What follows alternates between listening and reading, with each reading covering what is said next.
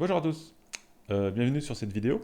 Je vais vous expliquer en fait, le but de cette vidéo c'est de vous montrer un peu comment fonctionne le thème que j'ai créé, Presswind, qui est un thème qui utilise Tailwind CSS et Vue.js pour compiler tout ça. Donc tout est configuré, je vais vous expliquer comment ça fonctionne pour l'utiliser, si jamais vous avez envie de l'utiliser et de faire un thème basé là-dessus. Donc sur le repo en fait VP Performance, je vais vous montrer, voilà, si je vais sur le GitHub VP Performance, vous avez différentes choses, il y en aura de plus en plus. Donc VP Performance, je vous rappelle, une organisation en fait qui est là, donc totalement open source, qui est là pour essayer de faire des exemples pour faire du WordPress avec les bonnes pratiques, pour faire des sites performants, etc. Donc oui, on peut le faire avec WordPress, des choses très intéressantes, bien codées et propres. Donc c'est vraiment le but de cette organisation qui est totalement open source. Et donc sur ce GitHub, en fait, vous pouvez voir, il y a un Presswind et un Presswind FSE. Donc la version FSE, en fait, c'est pour full site editing. Donc il est basé sur le Presswind de base, sauf qu'il y a des petits changements au niveau du HTML, tout ça, puisque vous savez, sur le full site editing, il n'y a plus de fichiers PHP. On n'est que sur du template HTML avec des balises, enfin des sortes de base de code qui est pour Gutenberg en fait. On utilise des Gutenberg, on fait des fichiers HTML, des patterns, etc. Donc là, on va regarder surtout sur Presswind, on va rester sur du classique. Et, euh, et en fait, j'ai fait, alors on va aller dessus directement, sans tarder, hop, je vais faire une démo sur mon installation locale. Donc tout est là, vous faites un fork ou vous le clonez sur votre ordinateur et puis vous faites ce que vous voulez avec. Tout est dedans, tout est expliqué un petit peu par là dans le README, vous avez quelques idées. Euh, Juste important, c'est que je suis pro Gutenberg au niveau de WordPress. C'est ce qui m'a fait revenir sur WordPress, le système, l'éditeur Gutenberg. Donc ce thème est principalement pensé pour être utilisé avec Gutenberg. Il y aura d'autres vidéos qui vont expliquer comment faire les patterns, comment faire des blocs, etc. Il y aura une vidéo aussi qui va présenter l'éditeur au niveau de l'édition pour comprendre comment ça fonctionne, parce que c'est important de comprendre comment fonctionne Gutenberg pour pouvoir après soit faire des patterns, soit faire des blocs. C'est le plus important. Donc mettez-vous bien en tête que ce thème est plutôt fait à la base pour utiliser Gutenberg. Après, si vous voulez faire différemment, vous pouvez, avec ACF ou des choses comme ça. Vous avez de toute façon la même base de code, puisque après tout ce qui est Tailwind, Vite et PostCSS, c'est juste des fichiers de config et tout fonctionne sur d'autres systèmes. Donc, je vais aller dans mon éditeur de code. Tac. Normalement, vous devez voir correctement. Donc, j'ai mon thème qui est ici, hein, Presswind, que j'ai installé. Enfin, je l'ai développé sur ce système. Je vais aller sur le WordPress. Donc là, j'ai les deux thèmes qui sont développés. Je vais prendre le Presswind classique, donc il est activé. Il n'y a rien de spécifique au niveau voilà, du thème, hein. Il suffit de l'installer et tout fonctionne. Alors après, évidemment, ce qu'il faut pour pouvoir faire fonctionner Presswind, en fait, il faut du Node.js sur votre machine pour pouvoir lancer en fait la compilation avec Vite.js. C'est obligatoire. Il faut savoir utiliser un terminal pour pouvoir lancer les lignes de commande, installer les packages et puis voilà.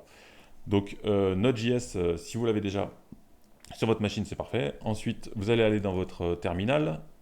Donc vous vous mettez à la racine du thème Presswind. Bon, j'imagine que vous savez déjà faire ça. Donc là, moi je suis dans le VP Content thème et Presswind. Si vous voulez, vous venez de l'installer, de le cloner, en fait, la première chose à faire, c'est d'installer le package. En fait, le package, vous tapez yarn. Moi, c'est déjà installé, mais ça va vous créer le fichier, enfin le dossier Node Modules qui est ici.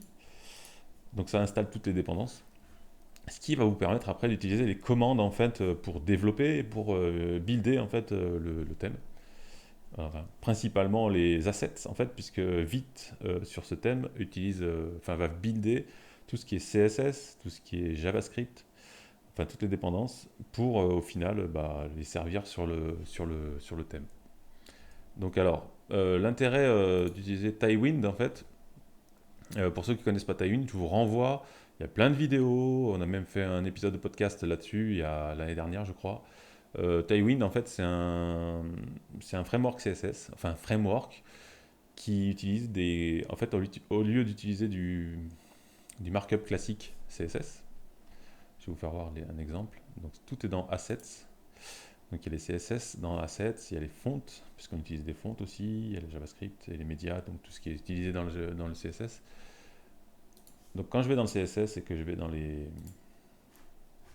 fichiers, on voit qu'ici il y a la configuration de Tailwind. En fait, on importe les dépendances de Tailwind, la base, components et utilities, qui sont voilà, des dépendances qui sont utiles pour Tailwind.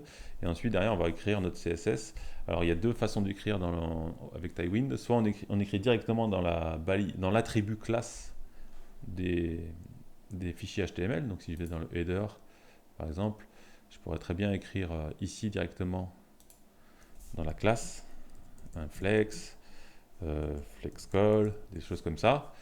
Et là, automatiquement, on va savoir que displayFlex sera appliqué là-dessus, un flex direction colonne qui sera appliqué là-dessus. Donc c'est cette façon de faire. Donc ça peut être utile comme ça. Il y a des gens qui utilisent comme ça. Après, il y a une autre façon de faire que je recommande, notamment pour un thème WordPress, puisque ça va permettre de réutiliser en fait les différents fichiers CSS et surtout, on n'a pas forcément toujours accès à la balise classe des tags HTML, notamment pour tout ce qui est bloc, pattern, etc., ou des choses qui sont dans le core de WordPress, comme dans le full site editing, par exemple, le bloc navigation, des choses comme ça, où on ne peut pas forcément appliquer des classes sur les tags HTML. Donc c'est là où on va avoir cette méthode pour écrire, qui est un peu plus propre, je trouve, notamment sur du WordPress. On utilise la propriété apply qui est ici. Donc on cible comme d'habitude dans nos fichiers HTML les classes, site header, site branding, qui sont là. Enfin voilà, il y a différentes classes, il peut y en avoir plein. Et à partir de là, on va appliquer des propriétés. Donc je fais un @apply. Et ensuite, au lieu de les mettre dans la classe, dans l'attribut classe du tag HTML, je vais les mettre ici. Donc flex call, my-4. Donc ça, c'est margin y4. C'est 1 REM par exemple, 4, puisque c'est 0,25 REM x 4. Après, il y a des systèmes pour les médias. XL, c'est des grands écrans, etc. LG. Alors, pour ceux qui ne savent pas, c'est mobile first. Donc, quand on met rien, c'est pour la version mobile. Et si on va cibler après les plus grands écrans, on va taper sur du MD, du LG, du XL. Voilà, ça va du plus petit au plus grand. Mais par défaut, si vous mettez rien, c'est la version mobile. Donc voilà, dans ce thème, il y a un fichier défaut CSS qui est là, juste pour donner un petit peu de style. Il n'y a pas grand-chose, hein, voilà, c'est une base qui donne un truc un petit peu potable. C'est ce qu'on voit si je vais ici et que je vais là. Ah bah, il faut le mettre en route. Donc justement, je vais vous faire voir. Donc là, moi, j'avais tout installé. Donc j'ai une commande. Alors les commandes se trouvent ici. Si on va dans le fichier package.json, on a les scripts qui sont ici. Donc on voit qu'il y a une commande dev.editor, build, watch editor, build editor. Donc les plus utiles, il y en a deux, c'est les dev.editor et la commande build. Donc je vais lancer la commande dev editor. Voilà. Tac. C'est assez rapide. C'est aussi le principe de vite. Alors je suis sur la version 2.9 pour l'instant parce que la version 3 vient de sortir et qu'elle n'est pas encore super stable. Et j'ai quelques erreurs de temps en temps. Donc pour l'instant la 2.9 suffit bien. Elle va de toute façon largement assez vite. Et on voit que elle processe et elle compile le CSS, les JS, tout ça. Au niveau JS, c'est pas grand chose pour l'instant. Mais je vais vous faire voir. Donc là, si je recharge, le thème est appliqué. Voilà. On voit que là, j'ai le menu, etc. C'est vraiment un truc de base, hein. J'ai un petit pattern d'exemple ici qui est dans le repo. Alors, l'intérêt de faire avec vite, en fait, c'est que ça recharge automatiquement. Je vais vous faire voir pourquoi. Si je fais... je vais ouvrir l'éditeur, je vais le pousser un petit peu par là. Si je vais là, et que, par exemple, qu'est-ce qu'on pourrait faire? Site branding. On va changer la couleur de ça, par exemple. Si je fais ça, on va faire du yellow 300 et je sauve automatiquement. Vous voyez, j'ai rien fait. Ça va. Il y a le hot module reload qui m'applique directement le style sur l'élément sans recharger la page. Donc l'intérêt en fait, c'est qu'on a, malgré qu'on soit sur les fichiers PHP, etc., on a quand même un système de dev server qui permet de recharger la page automatiquement, d'appliquer les styles. Enfin, ça recharge même pas, c'est juste ça applique les styles sans rien faire, sans recharger la page. Donc c'est plutôt pratique, ça marche pour le CSS et ça marche aussi pour le JS. Si jamais je change quelque chose au niveau du JS ici, si je fais ça, je vais vous montrer, hop, on va sortir de là, la console. Donc là j'ai bien Hello Presswind. Alors on va faire ça, on va faire ça. Je vais rajouter 2 points d'exclamation. Et hop, il a rechargé et j'ai bien Hello Presswind avec les 2 points d'exclamation. Donc bon, ça c'est hyper pratique. Ça permet vraiment de développer un thème avec le confort voilà, moderne du développement. Donc ça marche pour le CSS, pour le JavaScript, etc. Donc c'est vraiment hyper pratique. Donc tout est là pour faire fonctionner en local VJS avec Tailwind. Ça marche super bien. Donc je vous encourage à utiliser ça. Et au final, quand on va builder tout ça, on va regarder. Donc là je sors. La commande c'est yarn build. C'est aussi très rapide, vous allez voir. Hop, et voilà. En 3 secondes, c'est tout compilé. Donc quand il compile tout ça, donc évidemment, il va faire des fichiers avec des hashes qui permet en fait de renouveler les fichiers, le chargement des fichiers JS si vous les mettez en prod. Automatiquement, ils n'ont pas le même nom de fichier, donc ça change le cache en fait. Il n'y a pas de problème de cache du navigateur. Il va s'occuper aussi des images aussi. Il va mettre un hash, etc. Tout ce qui est, donc là, je parle vraiment des images qui sont dans le CSS. Donc il va hasher tout ça, il va compiler tout ça et tout fonctionne. Vous avez le poids, etc. Donc c'est vraiment bien fait. Et les fichiers se trouvent ici dans dist. Et vous n'avez en plus rien à faire puisque automatiquement un manifest.json est généré avec la liste des fichiers qui sont compilés. Et comme c'est bien fait, en fait, au niveau du thème, vous avez un système qui va automatiquement aller chercher le manifeste et inclure les balises dans le thème en version prod. Donc là, si je fais ça, bah, évidemment, ça ne va pas marcher. Je vais vous expliquer pourquoi. Quelque chose qui est très important et qui est expliqué dans le README.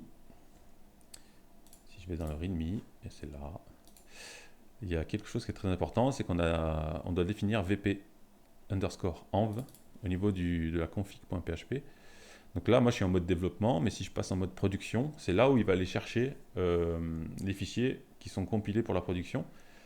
Parce que moi, en mode développement, en fait, il attend juste d'avoir le localhost de vite, en fait. Et donc, il ne va pas aller chercher les vrais fichiers de production. Donc, il faut passer en mode production. Donc, je vais dans mon VP config qui est ici.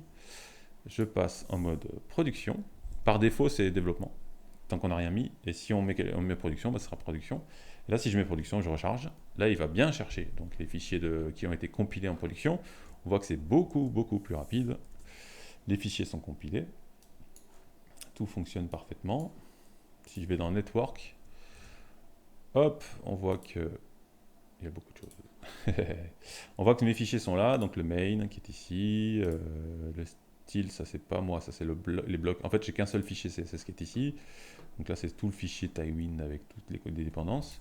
Le fichier JS qui est ici, donc il y a un legacy qui est ici, polyfile et legacy qui permettent aussi, alors il y a quelque chose qu'il faut comprendre. Le main, c'est vraiment le main là qui est ici, c'est celui de base, donc c'est la même chose, on voit le Hello Presswind. Après le legacy, c'est un système qui permet en fait éventuellement s'il y a des manques, donc il prend sur certains navigateurs, il va rajouter ce qui manque au niveau JavaScript.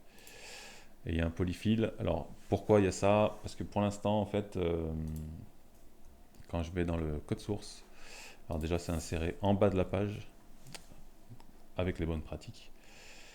Donc, dans le footer plutôt. Et on voit qu'ici, en fait, les balises de script, donc là, on voit bien que c'est les dépendances qui ont été buildées pour la production de mon thème.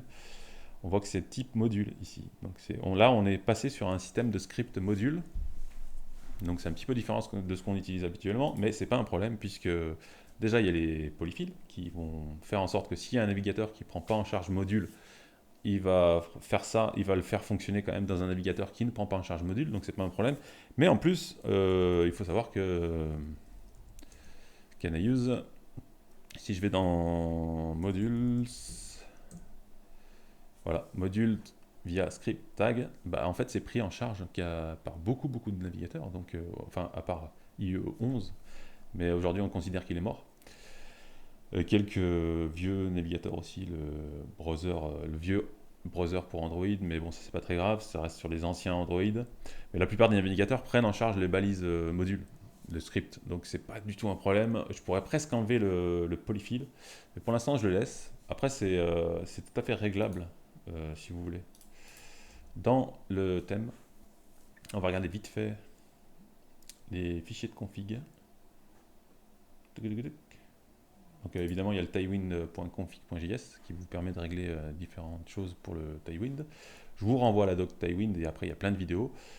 Important par contre, j'ai désactivé le preflight. Donc le preflight, c'est ce qui applique le reset CSS et qui peut faire un petit peu déconner par rapport au bloc Gutenberg, au theme.json. Donc pour l'instant, moi je préfère le désactiver. Après, le réglage est ici. Si vous voulez l'activer, il n'y a pas de problème. C'est tout à fait faisable. Le fichier vide.config.js qui est ici, donc c'est le fichier qui permet qui dit à Vite en fait comment il doit compiler tout ça. Donc tout est réglé parfaitement. Libre à vous de modifier les réglages. Et donc là on voit qu'on a ici le polyfill, mais on peut l'enlever. Hein. Si vous voulez enlever le legacy, vous pouvez. Donc ça prend tous les navigateurs par défaut, donc c'est une ou deux versions, et ensuite il y a IE supérieur ou égal à 11 qui est en target. Vous pouvez l'enlever, vous pouvez faire ce que vous voulez. Le live reload qui prend en charge ici sur le thème, c'est les PHP, mais si vous utilisez un thème avec du twig, vous pouvez mettre aussi les fichiers twig par exemple, donc ça va recharger automatiquement quand vous modifiez un fichier twig. Donc tout ça, ça fonctionne. Et super important, il faut savoir qu'avec Gutenberg, il y a un fichier qui est buildé, qui est important en fait quand vous utilisez Gutenberg, c'est le style-editor.css qui est à la racine du thème. Donc c'est le CSS qui sera appliqué en admin sur les blocs Gutenberg, tout ça. Si vous faites du CSS avec des blocs Gutenberg, il faut qu'il ait accès à ce style-editor.css pour appliquer le style en admin. Donc c'est un fichier qui est généré aussi pareil grâce au fichier postcss.config.js. Ici il y a un petit peu de code qui permet de générer ce fichier automatiquement. Donc tout fonctionne parfaitement. Tout est réglé. Il est prêt à l'usage. Je veux dire, c'est le top. Évidemment, il sera amélioré petit à petit. Il y a encore certainement des manques, mais c'est déjà pas mal. Et comme je vous disais, en fait, comme il est conçu pour être utilisé avec Gutenberg, il y a un fichier theme.json donc qui permet de définir en fait aujourd'hui en fait sur les dernières versions de WordPress, on peut définir les polices, etc., les couleurs qui seront utilisables au niveau de l'admin. Donc quand on est, si je vais dans l'admin là, je vais retourner, on va retourner sur une page, Hello World par exemple. En fait, quand on est ici, on a différentes choses qui s'affichent sur le côté. Si je vais là, voilà, j'ai du texte, du background, la taille de texte. Il y a différentes choses en fonction de ce qu'on. Voilà, sur le titre, pareil. Hein, non, ça, je peux pas le modifier, ça par contre. Mais par exemple, sur ce. Bah, ça, c'est un plugin que j'ai fait qui permet d'afficher du code. Voilà, on a différents trucs sur le côté. Bon, ça, c'est plutôt propre au bloc. Mais bon. Donc, dans ce fichier theme.json, c'est là où on peut vraiment définir pas mal de choses pour Gutenberg, notamment les tailles de police, tout ça, les couleurs. Et quelque chose qui est très important en fait, c'est les font families. Donc les font families, en fait, dernièrement, il y a une nouvelle API qui permet de charger les polices dans le thème. Et donc je vous conseille, d'ailleurs c'est fait comme ça sur le thème, d'utiliser plutôt ça en premier avant d'utiliser du font au niveau du CSS, etc. En fait, quand vous définissez ici là, les font families, donc là, moi, j'ai fait deux, trois fontes qui sont définies avec des tailles différentes. Il y a Roboto qui se trouve en fait ici dans les assets. Si je vais dans les assets, il y a les fontes. Les fontes sont ici et elles sont définies ici. Et donc à partir de là, lui, il va charger ses polices automatiquement dans le thème et aussi dans l'admin. Et en fait, ce qui est super avec ça, c'est que maintenant, quand on est dans l'admin, on a la bonne police qui est sur le titre, etc. Si je vais dans une page, voilà, homepage par exemple, voilà, là c'est un titre, vous voyez, H2, mais la bonne police est appliquée avec la bonne couleur, etc. Donc là c'est du Roboto par exemple. Sur le texte, tout ce qui est paragraphe, c'est Roboto. Les boutons, pareil. Donc c'est le fait de les définir ici dans ce thème.json, bah, ça permet de les avoir aussi en admin et de les avoir en front, et on n'a rien à gérer, c'est chargé automatiquement, c'est parfait. Voilà. Et donc je recommande vraiment cette méthode, c'est assez simple à écrire. Donc voilà, voilà. Après, je ferai d'autres tutos sur Gutenberg, donc je ne vais pas aller trop loin dans cette explication, mais voilà. Donc, je vous rappelle, donc le repo GitHub VP Performance /press-wind qui est ici, c'est totalement libre d'utilisation. Voilà. J'ai mis une petite licence MIT, mais c'est open source. Faites-vous plaisir. S'il y a des manques ou vous voyez des choses qui ne fonctionnent pas très bien, vous ouvrez une issue ici et puis on verra si on peut corriger tout ça. Je vous invite à faire des pull requests si vous voulez. Voilà, c'est un projet open source, c'est pour tout le monde, donc faites-en bon usage et puis bah, amusez-vous bien. Voilà. À bientôt. Merci à tous.